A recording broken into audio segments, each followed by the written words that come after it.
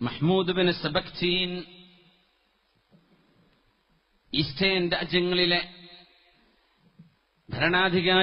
ഭരണാധികാരിയായിരുന്ന Mahmood bin സബക്തീൻ അദ്ദേഹം ഇസ്ലാമിക ദഅവത്തുമായി കടന്നു വരുമ്പോഴാണ് ഇമാം ദഹബി അവരുടെ സിയർ അലാമുൻ നുബലായിൽ സംഭവം പറയുന്നുണ്ട്. തന്റെ വലത് കൈയിൽ മുസ്ഹഫും സജ്ജാദയുമായി നിസ്കരിക്കാനുള്ള മുസല്ലയും ഒരു കൈയിൽ മുസ്ഹഫുമായി നടന്നിരുന്ന 7 ദിർഹം മാത്രം വില വരുന്നൊരു കുപ്പായം ധരിച്ച് ഏറ്റവും വലിയ ദഅവത്ത് ചെയ്ത ഭരണാധികാരി, വലിയ പണക്കാരനാണ്. പക്ഷെ ആളുകൾക്ക് ദഅവത്ത് ചെയ്തിരുന്ന മഹ്മൂദ് ഇബ്നു സബക്തീൻ എന്ന് പറയുന്ന ഭരണാധികാരി, അദ്ദേഹം സിന്ധ് കടന്ന് വരുമ്പോഴാണ്, അന്നത്തെ അഭിഭക്ത ഭാരതമാണത്. അന്നത്തെ ഭരണാധികാരി പറഞ്ഞു, ഞങ്ങൾ ആരാധിച്ചുകൊണ്ടിരുന്ന ഒരു ബിംബത്തെ നിങ്ങൾക്ക് ഞങ്ങൾ നൽകാം സമ്മാനമായിട്ട്, ഞങ്ങളുടെ പാരിതോഷികം നിങ്ങൾ സ്വീകരിച്ചേക്കണം. മഹാനായ മഹ്മൂദ് ബിൻ സബക്തീൻ പറഞ്ഞു, ഇതെന്താണ്? നോക്കുമ്പോ എത്രയോ കിലോ ഭാരമുള്ള സ്വർണം കൊണ്ടുണ്ടാക്കിയ ഒരു ബിംബമാണത്, അവർ പൂജിച്ചുകൊണ്ടിരുന്ന ബിംബം.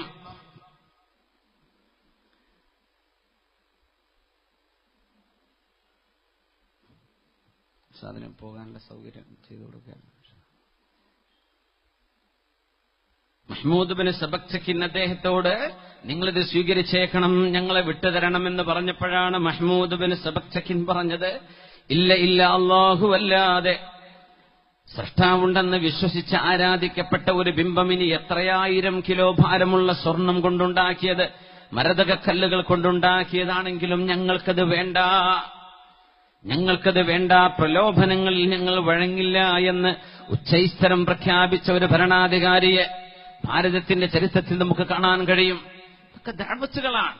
ജോലി ചെയ്യുന്നിടത്ത്, നമ്മൾ യാത്ര ചെയ്യുമ്പോൾ, നാട്ടിലാകുമ്പോൾ, നാടിന് പുറത്താകുമ്പോൾ, പണ്ഡിതനാകുമ്പോൾ, സാധാരണക്കാരനാകുമ്പോൾ, ആണാകുമ്പോൾ, പെണ്ണാകുമ്പോൾ, അള്ളാഹു നൽകുന്ന വിവിധങ്ങളായ കഴിവുകൾ ഉപയോഗിച്ച് അള്ളാഹുവിന്റെ ദീനിന് വേണ്ടി, ലോകത്തെ സമാധാനം സ്ഥാപിക്കുവാൻ വേണ്ടി, സ്വാരസ്യങ്ങളില്ലാതെയാവാൻ, മിൻ ളുൽമിൽ അദിയാനി മിൻ ജൗരിൽ അദിയാനി ഇലാ അദിലിൽ ഇസ്ലാം.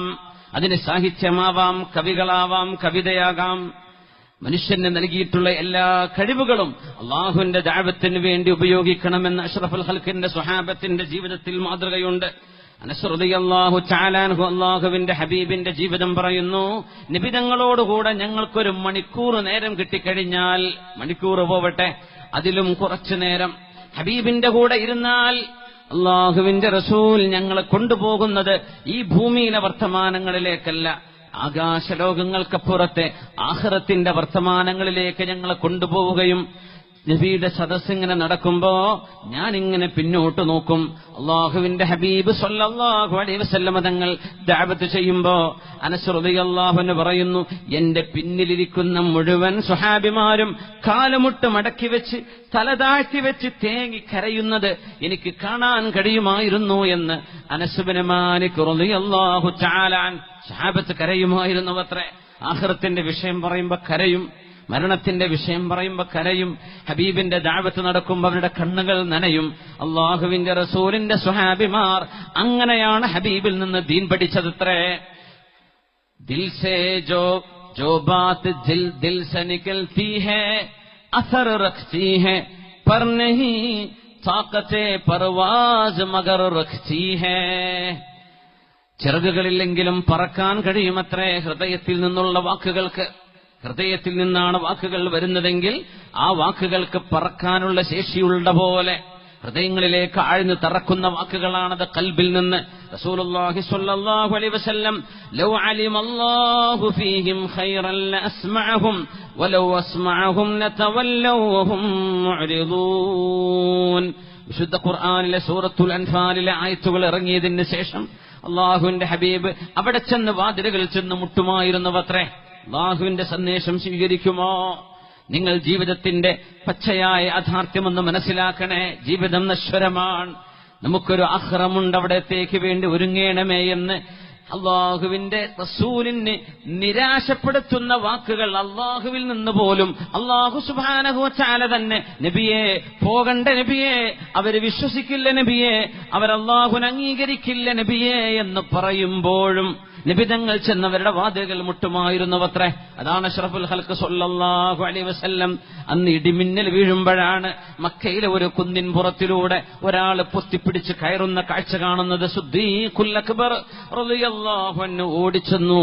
നോക്കുമ്പോൾ മറ്റാരുമല്ല, അത് റഹ്മത്തുൽ ആലമീനാണ്, അഷ്റഫുൽ ഖൽഖ് റസൂലുള്ളാഹി സ്വല്ലല്ലാഹു അലൈഹി വസല്ലം തങ്ങളാണ്. യാ റസൂലല്ലാഹ്, നബിയേ എന്താണിത്, എവിടേക്കാ നബിയെ ഈ രാത്രി? സ്വല്ലല്ലാഹു അലൈഹി വസല്ലം തങ്ങളോട് ചോദിക്കുന്നു, എങ്ങോട്ടാണ് പാറ പൊത്തിപ്പിടിച്ച് എങ്ങോട്ടാണ് കയറിപ്പോകുന്നത്? സിദ്ദീഖേ, ഈ മലയുടെ അപ്പുറത്ത് യമനിൽ നിന്ന് വരുന്നൊരു യാത്രാസംഘം തമ്പടിച്ചിട്ടുണ്ട് എന്ന് ഞാൻ കേട്ടു. അവർ സിറിയയിലേക്ക് പോവുകയാണ്, ഷാമിലേക്ക്, ഫലസ്തീനിലേക്ക് യാത്ര പോവുകയാണ്. അവർ നാളെ രാവിലെ യാത്ര പോകും. ഇന്ന് രാത്രി അവർ ക്യാമ്പ് ചെയ്തിട്ടുണ്ട് അവിടെ ചെന്ന് കണ്ട് അള്ളാഹുവിന്റെ സന്ദേശം അവരെ ഒന്ന് കേൾപ്പിക്കാൻ പോകട്ടെ ഞാൻ. അവരൊന്ന് കേട്ടോട്ടെ. നാളെ രാവിലെ വരെ കാത്തിരുന്നാൽ അവർ പോയെങ്കിലോ, അവരെ നഷ്ടപ്പെട്ടെങ്കിലോ. അതുകൊണ്ട് രാത്രിക്ക് രാത്രി ഞാൻ പോവുകയാണ്. അതുകൊണ്ട് സിദ്ദീഖേ, എന്നെ നിങ്ങൾക്ക് സഹായിക്കാൻ കഴിയുമോ? ആ പാറ പൊത്തിപ്പിടിച്ച് കയറി ചെന്ന മലയുടെ പുറത്തേക്ക് ഒരു സംഘം യാത്രാസംഘത്തെ നോക്കി ചെല്ലാൻ അഷ്റഫുൽ ഖൽഖ് ഹബീബുനാ റസൂലുള്ളാഹ് സ്വല്ലല്ലാഹു അലൈഹി വസല്ലം. എന്താണ് ഈ ത്യാഗമൊക്കെ? നമ്മൾ ജീവിക്കുന്ന മക്കൾക്ക് വേണ്ടി, നമ്മൾ ജീവിക്കുന്ന കുടുംബത്തിന്, ഇതൊക്കെ നല്ലത് തന്നെ. പക്ഷേ അതിനപ്പുറത്തേക്ക് അള്ളാഹുവിന് വേണ്ടി, അവന്റെ റസൂലിന് വേണ്ടി, അവന്റെ ദീനിന് വേണ്ടി എന്തെങ്കിലും ഒരു സേവനം, എന്തെങ്കിലും ഒരു നന്മ നമ്മളെ കൊണ്ട് ചെയ്യാനാകുമോ? എത്ര പേര് ആലോചിക്കാറുണ്ട്? സ്ഥാപനങ്ങൾ ഉയർന്നു വരുമ്പോ, മുതഅല്ലിമീങ്ങൾ അവിടുന്ന് പഠിച്ചിറങ്ങുമ്പോ, ഒരുപാട് പണ്ഡിതന്മാരവരെ സജ്ജരാക്കി ഇറക്കുമ്പോ, ഈ ഉമ്മത്തിന് കാവലാളുകളാവേണ്ടവർ, അതോടൊപ്പം നമ്മുടെ ചുറ്റുമുള്ള സമുദായങ്ങളിലേക്ക് ഹബീബിന്റെ വെളിച്ചമെത്തിക്കേണ്ട ബാധ്യത പോലും അള്ളാഹു നമ്മളെ ഏൽപ്പിച്ചിരിക്കുന്നു എന്ന് മറന്നു പോവല്ലേ. മഹാനായ റസൂലുള്ളാഹി സ്വല്ലല്ലാഹു അലൈഹി വസല്ലം തങ്ങളുടെ മുമ്പിലേക്ക് ഒരുപാട് ആളുകൾ കടന്നു വന്നപ്പോ ഹബീബിന്റെ സ്വഹാബത്തിന്റെ കഴിവുകൾ പലതായിരുന്നു. എല്ലാ കഴിവും ദീനിന് വേണ്ടി നബി തങ്ങൾ ഉപയോഗിക്കുന്നത് കാണാൻ കഴിയും. എല്ലാ കഴിവുകളും ദീനിന് വേണ്ടി ഉപയോഗിക്കുന്നത് കാണാൻ കഴിയും.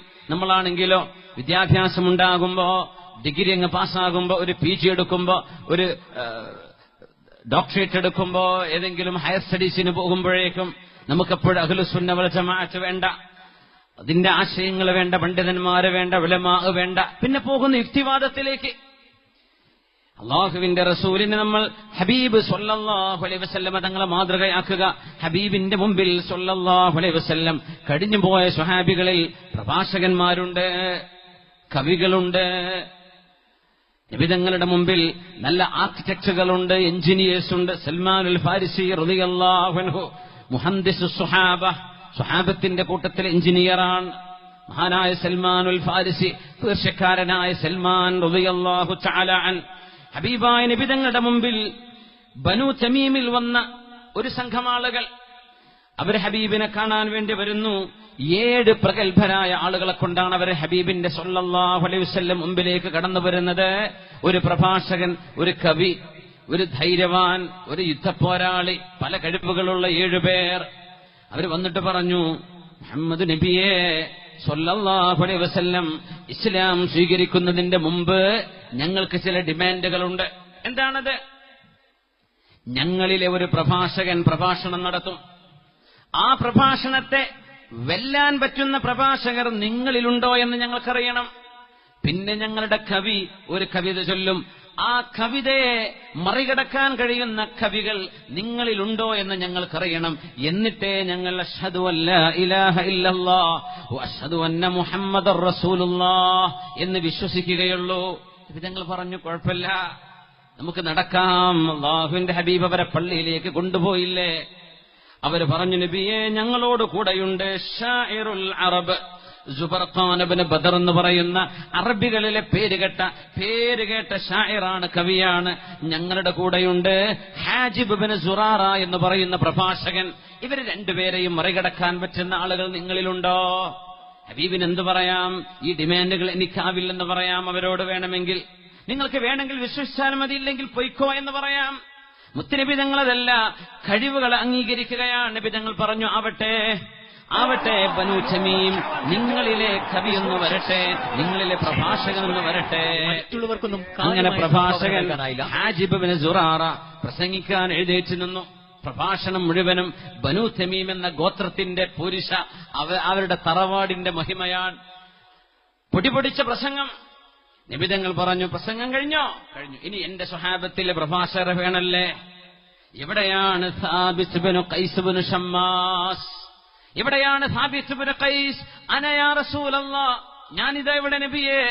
വാ ഖൈസേ, സാബിത്ത് ഇബ്നു ഖൈസേ വരണം. ഈ പ്രഭാഷകന് ഹാജിബ് ഇബ്നു സുറാറക്ക് മറുപടി കൊടുക്കണം. സാബിത്തെ പ്രഭാഷണം നടത്തിക്കോളൂ. നബിതങ്ങൾ പറഞ്ഞു, സാബിത്തെ പ്രഭാഷണം നടത്തിക്കോളൂ. അല്ലാഹുമ്മ അയ്യിദുഹു വസബ്ബിത് ജിനാനഹു വസദ്ദിദ് ലിസാനഹു.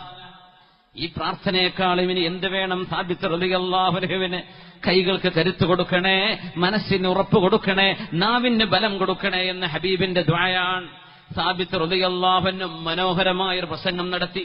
കിനാനക്കാർ അത്ഭുതപ്പെട്ടു. ഞങ്ങളുടെ അറബികളിലെ പ്രഗത്ഭനായ പ്രഭാഷകൻ ഹാജിബ് ഇബ്നു സുറാറയെ മറികടക്കാൻ പറ്റുന്ന പ്രഭാഷകൻ അങ്ങയുടെ കൂട്ടത്തിലോ?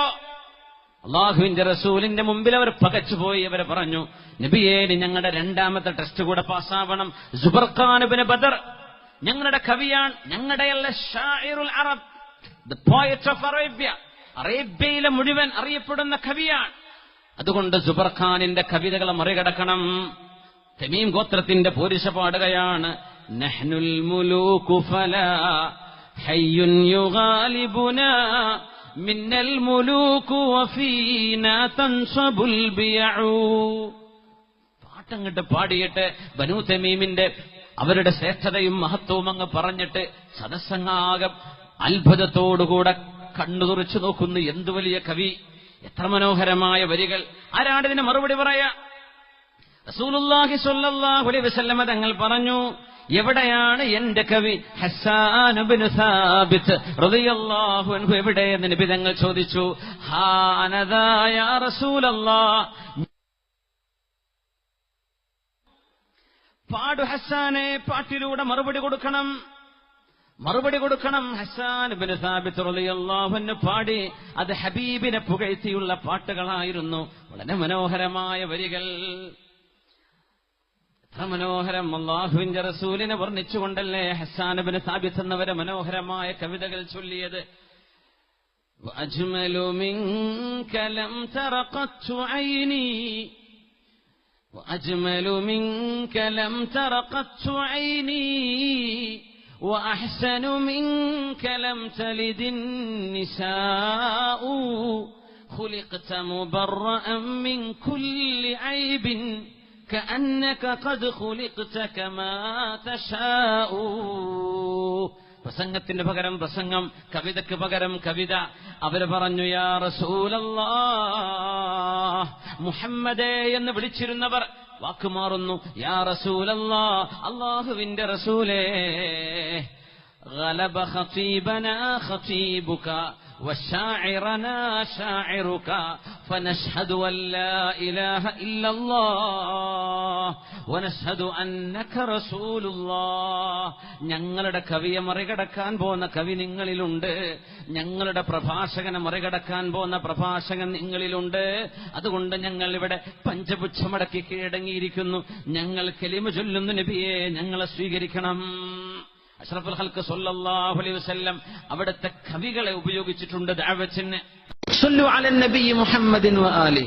اللهم صل على سيدنا محمد وعلى آل سيدنا محمد وبارك وسلم عليه.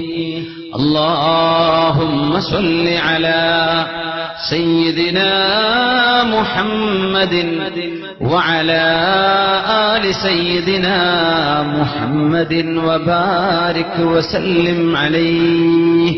ഒരുപാട് സ്വലാത്ത് നമ്മുടെ ഹബീബിന്റെ ഹളറത്തിലേക്ക് എത്തും. അല്ലാഹു എത്തിച്ചു കൊടുക്കട്ടെ.